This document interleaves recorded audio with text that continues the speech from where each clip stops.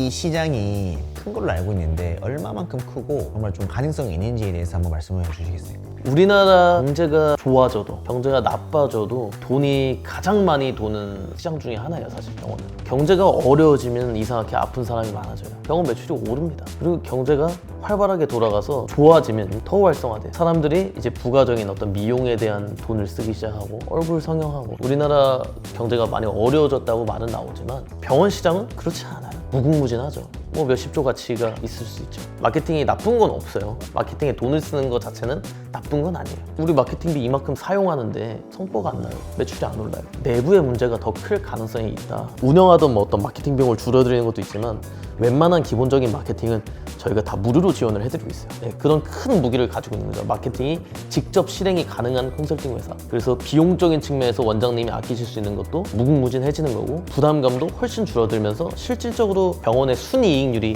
높아질 수밖에 없는.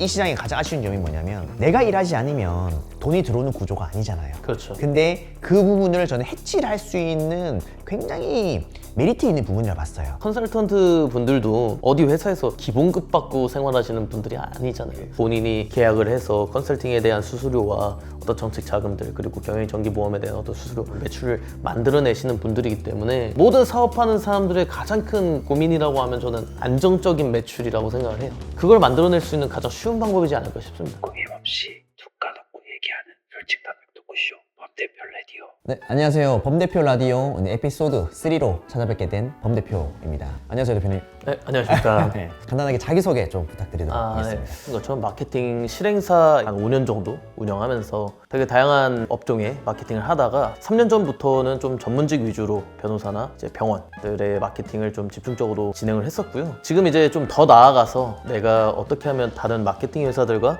다른 부분을 어필할 수 있으면서 이 시장에서 더 크게 성과를 낼 수 있는지에 대한 고민을 하다가 전문적인 의료 인력들을 충원을 해서 지금 현재 병원 컨설팅을 집중적으로 하고 있습니다. 이 대부분의 분들이 그 병원 마케팅이랑 병원 뭐 매출 컨설팅 이걸 잘 구분을 못 하시잖아요. 간단하게 좀 설명을 해줄 수 있을까요? 병원도 하나의 회사로 좀 비유를 하자면 마케팅이라는 거는 일종의 이제 병원이라는 브랜드를 운영을 할 때 이런 마케팅을 해주세요. 그거에 대해서 해결하는 부분만 이제 마케팅이라고 하면 이해가 쉬울 것 같고요. 제가 하는 컨설팅은 이 브랜드를 운영하는 데 있어서 필요한 모든 시스템에 다 관여를 해야 됩니다. 예를 들면 진짜 안 되면 인력 충원도 저희가 면접을 같이 봐드리고 또는 전문 인력이 필요하면 저희가 인력을 충원을 해드리고 있습니다. 병원에서 이제 우리가 흔히 차트를 기록하고 환자의 정보를 기록하는 시스템을 EMR이라고 표현을 하는데 그 EMR 같은 경우도 최적화가 안 돼 있는 경우들도 많아요. 그래서 그런 부분들 그 다음에 이제 환자분들한테 리타게팅하는 그런 마케팅 요소들도 전부 하나하나씩 저희가 한다고 생각하시면 될 것 같아요. 대박이네요. 완전 다르네요. 어떻게 하다가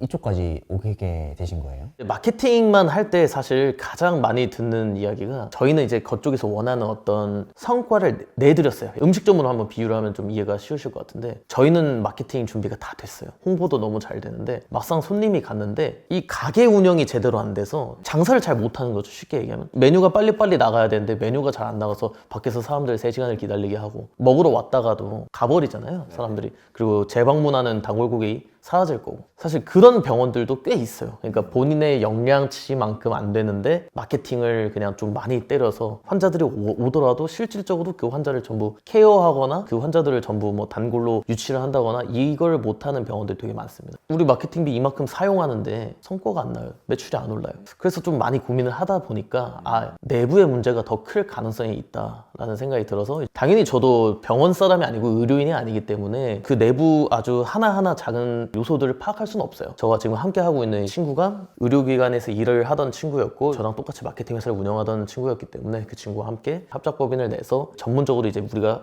단순히 마케팅만 하는 것이 아니라 이 병원의 매출을 올려주자 개념으로 뭉치게 된 것 같아요. 그러면 실제로 좀 사례를 말씀해 주실 수 있을까요? 최근 좀 컨설팅한 사례를? 최근에 이제 서울 이제 강남권에 소재하고 있는 피부과이고 해당 피부과 같은 경우는 월에 평균적으로 1,500만 원에서 2,000만 원 정도 사이에 이제 마케팅비를 소진하고 있던 병원이었어요. 그런 부분에 있어서 이제 컨설팅 해드리면서 마케팅 비용만 해도 같은 서비스가 들어감에도 불구하고 900만 원 정도를 이제 절약시켜드린 그런 사례들도 있고요. 그래서 보통 이렇게 나가는 비용을 월에 500에서 1,000만 원 정도는 기본적으로 기본적으로 좀 줄이는 것 같아요. 마케팅을 좀 쓰는 병원이라고 하면요. 그러면 지금 혹시 관리하고 있는 병원이 몇 곳 정도? 운영 중인 건 부산에서 5개, 그래서 서울이랑 다른 타 지역 포함해서 신규 거래처 추가된 게 7군데. 그럼 총 한 12곳 정도? 네네. 그 카테고리가 어떻게 되나요? 병원도 굉장히 많잖아요. 보통은 통증 쪽으로 많이 컨설팅을 했었고요. 내과도 가능하고 가정의학과도 가능하고요.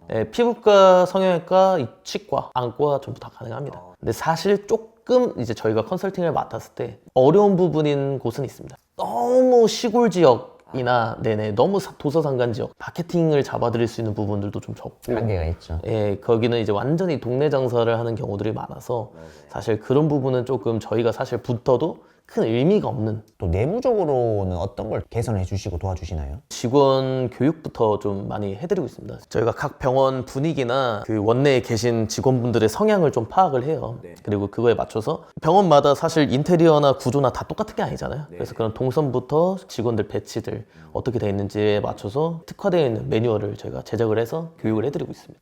그런 것도 하시나요? 혹시 예를 들어서 우리 도수 치료 있는 데가 없는 데가 있잖아요. 도수 치료를 안 하던 통증과였는데 도수 센터를 저희가 설립을 해서 운영한, 그러면 거기에 들어가는 매뉴얼이나 사람 채용 같은 게 어떻게 전부 다 채용부터 해갖고 저희가 전부 다 직접 하세요? 대박이다. 진짜 하나의 그 비즈니스 모델을 넣어드리는 거네요. 그쵸. 이제 원장님께서 이제 주사 치료랑 이제 기타 다른 치료들만 하시다가 도수센터를 하나 했으면 좋겠다라는 이제 이야기가 있었어가지고 이제 그 아래층에 도수센터를 하나 이제 임대를 해서 치료사들 배치부터 테크닉 교육, 비급여 수가까지 전부 다 맞춰가지고 이제 컨설팅을 해드린 사례가 있습니다. 대표님 회사가 어떤 걸 하는지 정확히 좀 알 것 같아요. 네네. 알 것 같고 병원 대표님 입장에서 그런 고민을 많이 하실 것 같아요. 대표님 회사랑 같이 일을 하고 싶다.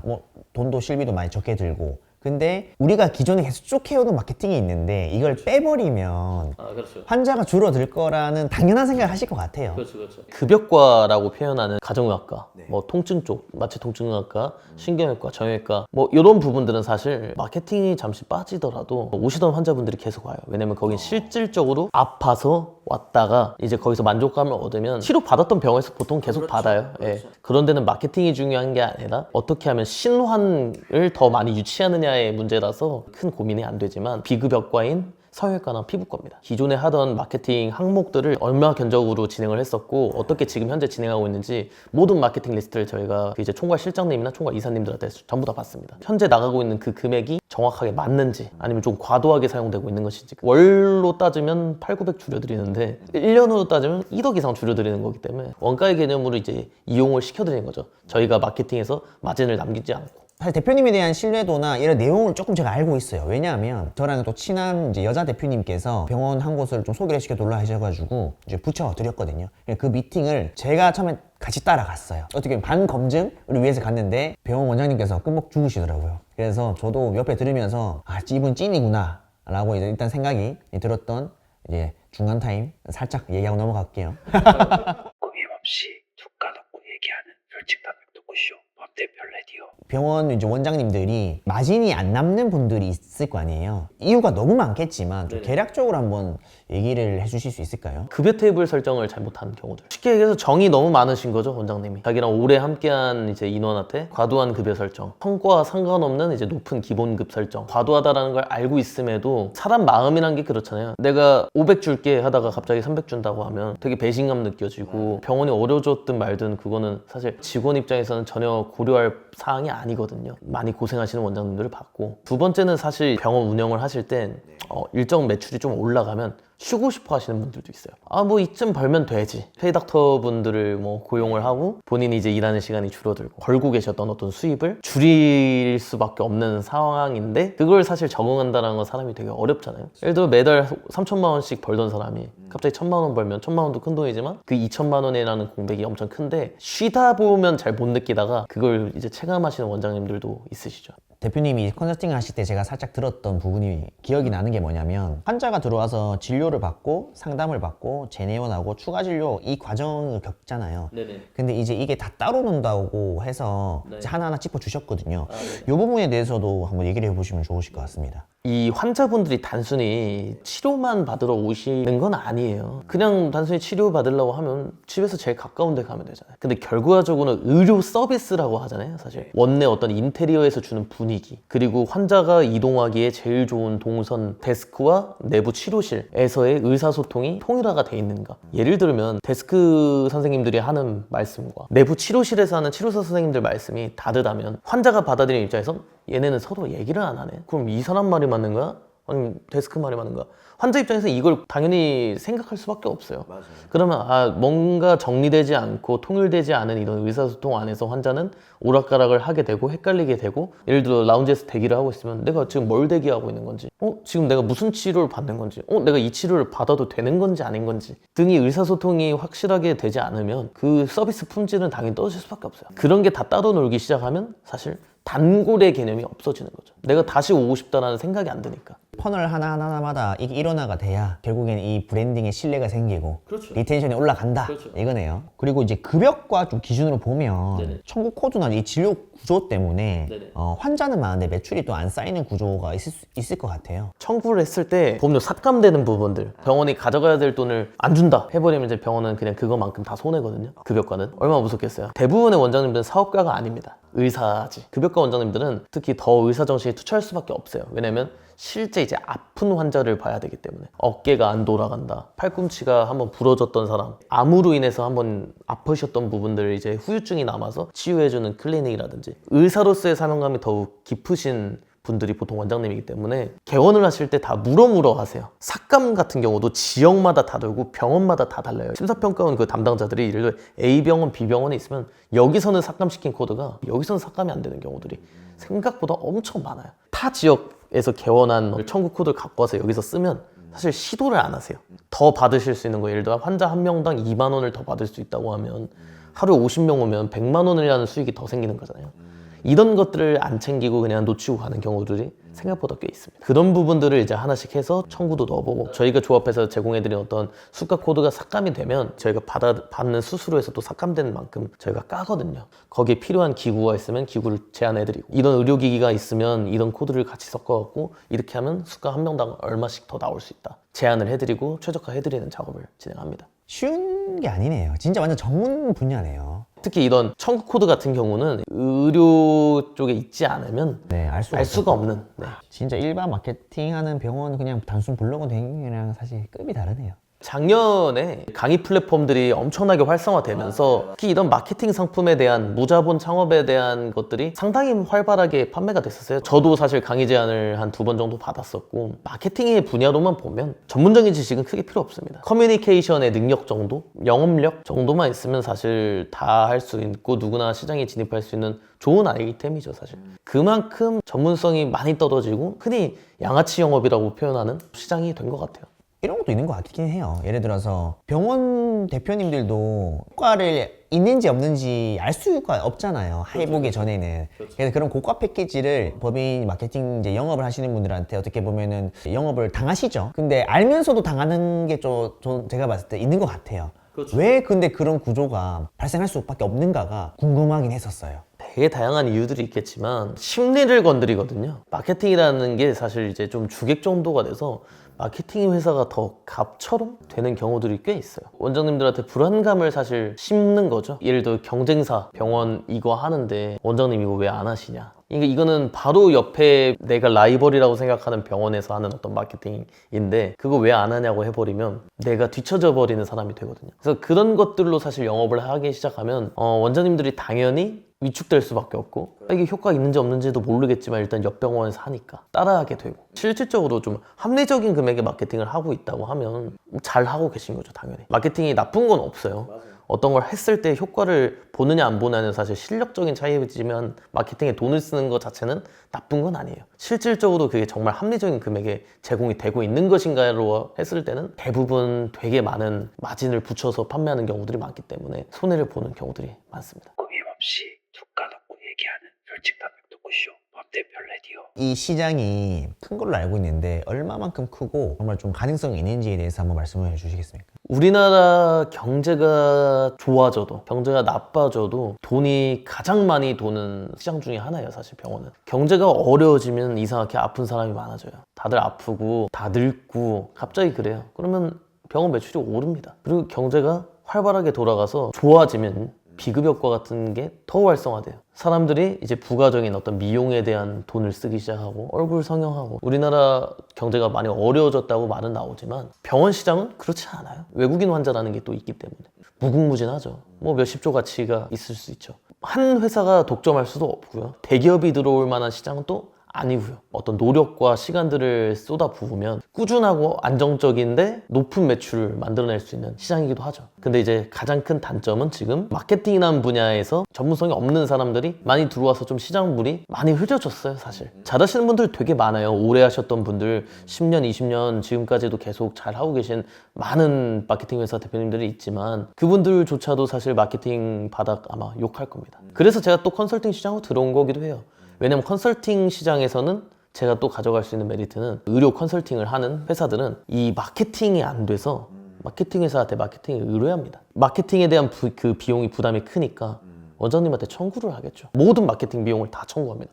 착수금도 받고요. 저희는 근데 기본적으로 운영하던 뭐 어떤 마케팅 비용을 줄여드리는 것도 있지만 웬만한 기본적인 마케팅은 저희가 다 무료로 지원을 해드리고 있어요. 네, 그런 큰 무기를 가지고 있는 거죠. 마케팅이 직접 실행이 가능한 컨설팅 회사. 그래서 비용적인 측면에서 원장님이 아끼실 수 있는 것도 무궁무진해지는 거고 부담감도 훨씬 줄어들면서 실질적으로 병원의 순이익률이 높아질 수밖에 없는 구조를 만들어내는 거죠. 참 시장성이 있고 컨설팅을 하시는 분들이 병원 쪽으로는 많이 욕심을 내시잖아요. 그렇죠. 근데 아예 몰라서 이제 못하거나 그리고 욕심을 내더라도 뭐 MSO 법인 설립이라든지 그렇죠. 은행 쪽 인프라 가지고 오신 분들은 병원 쪽 원장들한테 대출이라든지 그렇죠, 왜냐면 그렇죠. 정책 자금 안 나오잖아요. 결국은 세금 털려고 이제 뭐 경영인 전기라든지 요렇게 이 세 가지 조건이 되는 것 같아요. 근데 만약에 대표님이랑 함께 하면 실질적인 매출 컨설팅이 본질이라 보거든요. 저는 그렇죠. 컨설팅의 본질은 그게 또 가능한 부분까지 가기 때문에 컨설턴트분한테 굉장히 큰 베네핏이 있을 것 같은데 좀 이런 컨설턴트랑 함께 하고 싶다가 좀 있을까요? 사고에 대한 유연성이 있는 분들이었으면 좋겠습니다. 제가 마케팅 회사를 운영하면서도 이제 다양한 지금 사업 분야에서 뛰어들어서 일을 하면서도 한 가지 생각에 굳혀져서 유연하게 사고를 하지 못하면 잘 되는 건 없었던 것 같아요. 서로 의사소통에도 계속 오류가 생기고 예를 들어 이런 거죠. 컨설턴트 분들의 입장으로 봤을 때 MSO 법인으로 어떤 컨택을 했던 병원장님이 계신데 MSO 법인을 차린다는 건 사실 병원이 잘 된다는 거거든요. 막상 가서 어떤 미팅을 해보니까 약간 사이즈가 애매해. 아니면 원장님의 어떤 고충이 MSO가 문제가 아닌 그런 미팅이 있을 수도 있단 말이죠. 그럴 때 사실 좀 사고가 좀 말랑말랑하고 유연하신 분이면 아 그럼 이거를 내가 다음에 MSO를 하더라도 이걸 MSO 할 만하게 만들어서 갖고 와야겠다라는 사고가 되겠죠. 차라리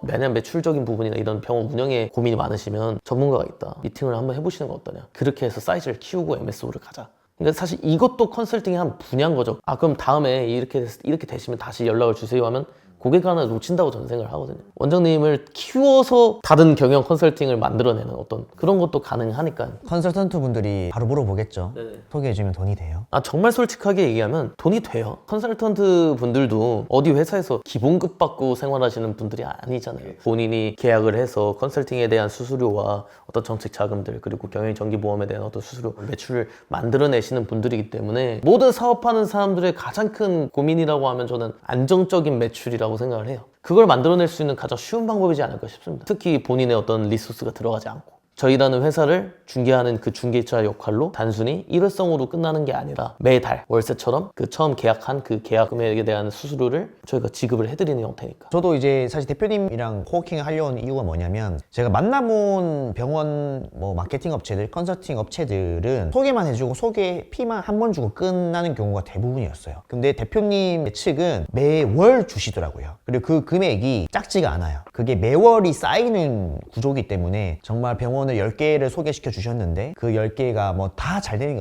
리는 없겠죠. 정말 뭐 절반만 되더라도 뭐 월 500, 월 700 자동화 수익으로 구조를 만들 수 있다는 점 전 그게 굉장히 메리트가 있었고요. 이 시장의 가장 아쉬운 점이 뭐냐면 내가 일하지 않으면 돈이 들어오는 구조가 아니잖아요. 그렇죠. 근데 그 부분을 저는 해치를 할 수 있는 굉장히 메리트 있는 부분이라 봤어요. 소상공인 분들이 컨설턴트 분들이 많이 컨설팅을 하시잖아요. 마케팅을 하거나 매출 컨설팅 했을 때 가져갈 수 있는 파이는 크지가 않다. 그죠? 네네. 하지만 병원은 크기 때문에 저는 이 구조가 가능한 것 같아요. 검증이 됐고 이제 이 구조를 이제 본격적으로 이제 다음 달부터 이제 시행하고 그 컨설턴트 파트너 분들도 저희 입장에서도 그거죠. 그냥 뭐 소개만 시켜주는 것도 괜찮지만 그래도 실력 있는 컨설턴트 분이 병원이랑도 소통도 계속 꾸준히 하면서 그리고 매출 컨설팅까지 소개를 시켜 주셔가지고 올라가고 그 MSO 법인 한 병원에서 하는 그런 고객 생애를 같이 걸어가는 저도 그런 분들이 또 저희와 함께 했으면 좋겠어요. 서로가 믿고 오래 갈 수 있으니까 이 부분은 잘 정리해서 저희 리베이스 플랫폼에 상황을 좀 전달 드리도록 할 테니까요. 많은 좀 관심 부탁드리고 컨설턴트 분들에게 더 하고 싶은 말이 또 있으실까요? 모든 생태계를 제가 이해할 수는 없지만 저는 이제 제 법인도 경영 컨설팅을 맡겼었고 마케팅 회사를 운영하기 전에는 보험회사에서 일했던 사람이었기 때문에 경영 컨설턴트 분들께서 어떤 파트에서 어떻게 수익을 내는지 정도에 대한 이해도는 충분히